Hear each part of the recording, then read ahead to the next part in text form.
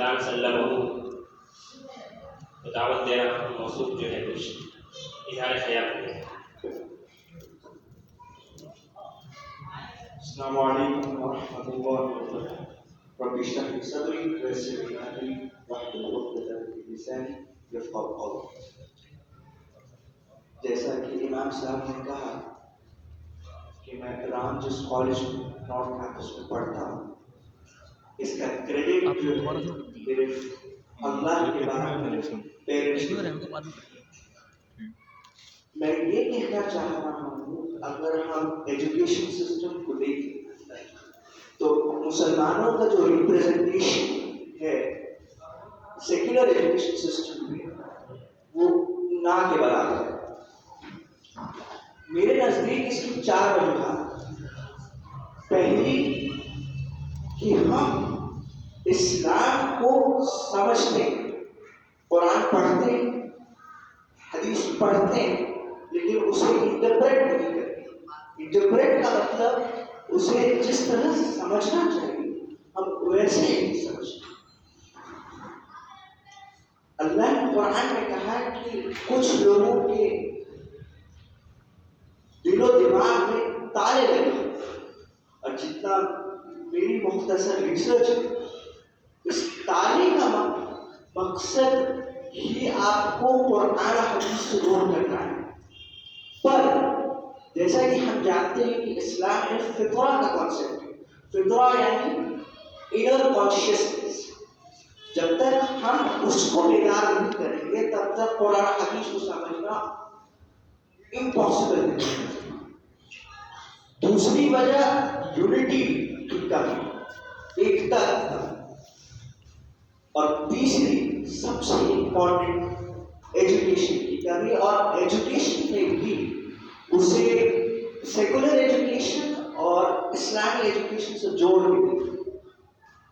جیسے کہ اگر میں آپ کو ایک ایگزامپل دوں تو جسٹن بیرٹ نام کے ایک امریکی سائیکالوجسٹ نے ایک ریسرچ میں کہا تھا کہ جب کوئی بچہ پیدا ہوتا ہے تو وہ ایک خدا کی طرف عبادت کرنے کو مائل ہے. اگر میں غلط نہیں ہوں تو یہ بات میں جانتا ہوں کہ قرآن میں اللہ نے کہا ہے کہ انسان جب پیدا ہوتا ہے تو وہ مسلمان ایک خدا کی طرف مائل ہے. پر اسے بعد میں اس کے پیرنٹس دوارا یا سوسائٹی دوارا اسے ایک غلط دھارنا میں ڈالا جاتا ہے، ایک غلط پرسیپشن میں ڈالا جاتا ہے. لیکن میرا پوائنٹ یہ ہے کہ ہم اس فطرہ کے کانسیپٹ کو فوکس کیوں نہیں کرتے. اگر یونیورسٹی سیٹنگ میں ہم دیکھیں تو میں نے 4 ایسپیکٹ کو نوٹس کیا ہے.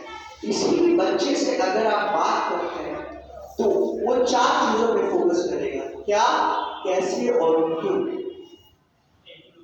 میرے نزدیک میں غلط بھی ہو سکتا ہے آپ لوگ اس میں نظر ثانی کریں، بٹ میں یہ کہنا چاہوں گا کہ یہ 4 سوال کیا، کیسے اور کیوں، یہ سارے جو سوال ہیں اس کا جواب قرآن میں موجود ہے، پر ہم اسے ڈھنگ سے کنوے نہیں کرتے.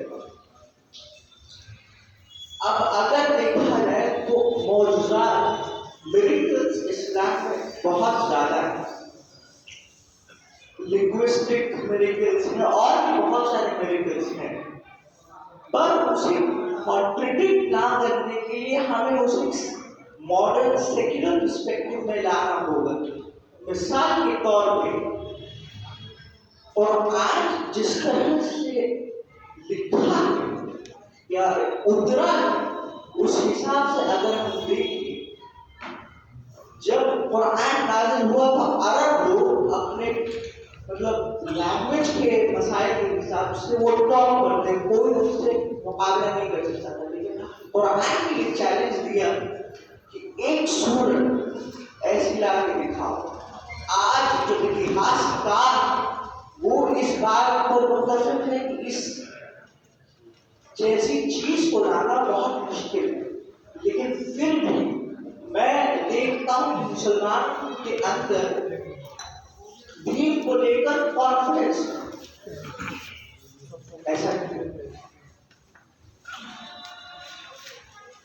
کانفیڈنس نہ ہونے کی وجہ سے دوسروں کو یہ میسج جاتا ہے کہ اٹ ڈزنٹ میٹر. کیوں؟ اس کا ریزن مجھے ایک سمجھ میں آتا ہے کہ آپ اس کو ایک طرح سے الیبوریٹ نہیں کرتے، سمجھا نہیں پاتے ایک پرٹیکولر اکیڈمک سیٹنگ.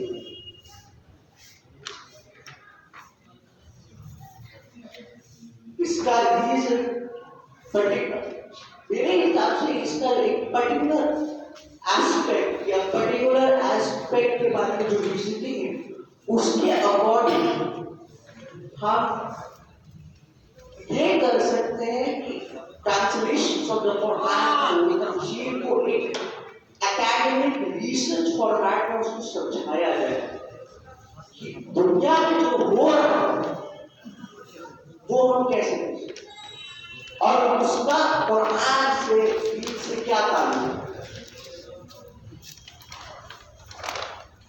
اگر ایگزامپل کے طور پہ میں آپ لوگوں کو ایک ایگزامپل دیتا ہوں، رسول اللہ کی ایک حدیث ہے کہ جب فتنہ پھیلے گا،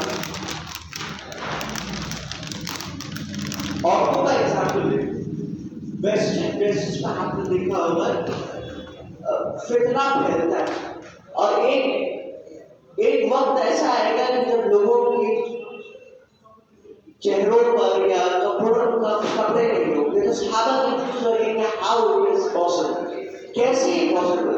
لیکن آج ماڈرن کانٹیکسٹ میں ماڈرن فیشنز کو دیکھتے ہیں تو بات سمجھ میں آتی ہے کہ فتنے والی بات کہاں جڑی.